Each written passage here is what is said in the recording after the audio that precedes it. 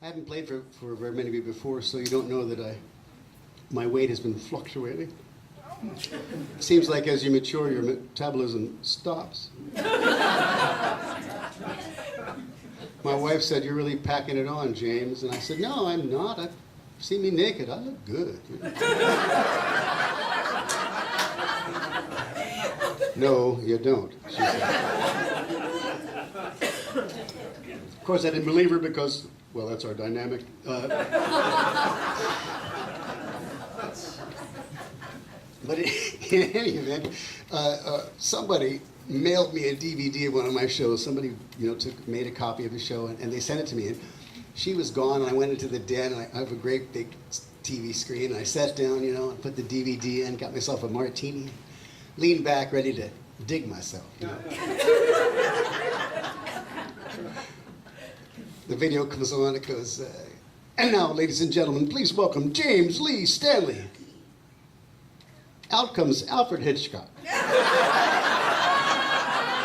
He's got my guitar, the bastard. Thinking, how is this possible? How could it get? But here's the deal: the image that you have of yourself gets fixed. I think when you're about 14, you start realizing that you're no longer your parents' kid. You're also your own person. You got a world. You got friends. You got a life.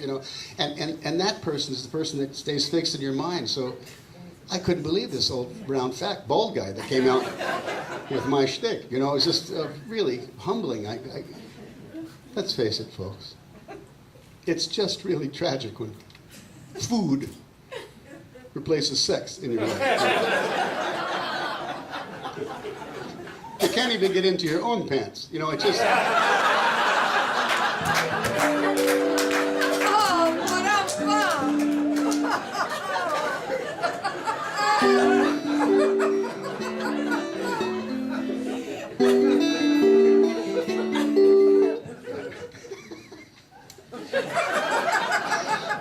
Giving away the farm, right? That's the thing. I just can't. I don't have any kind of filters.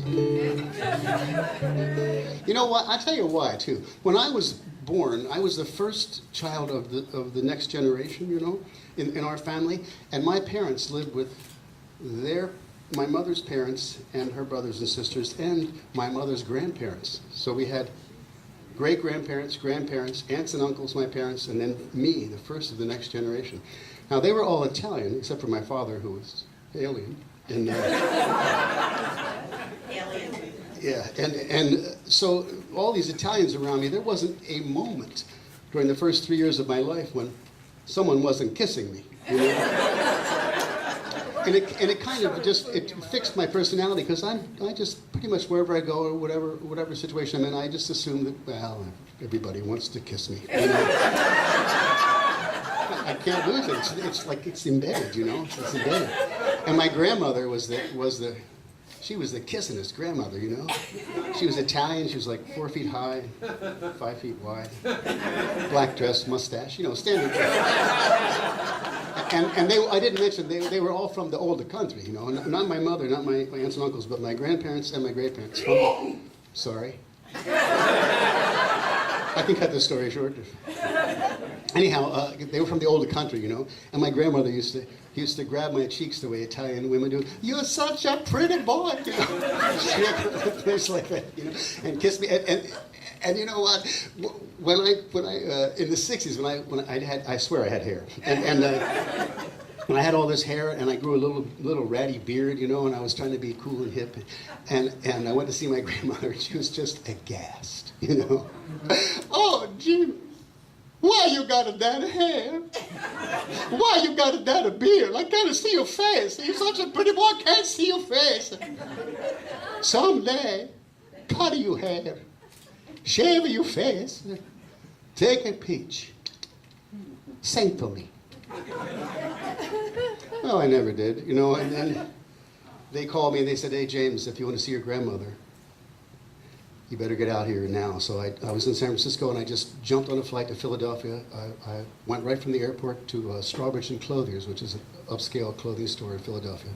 And I bought a 3-piece suit, and I had them alter it while I went to the barber and had all my hair cut off, and I had my beard shaved. So I had like a nice razor-cut hairdo and a little mustache and a 3-piece suit, And I walked into my grandmother's hospital room. She's lying there on her deathbed.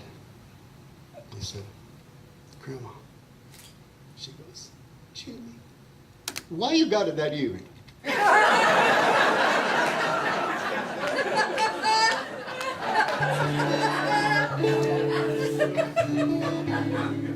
You can't make that stuff up, you know?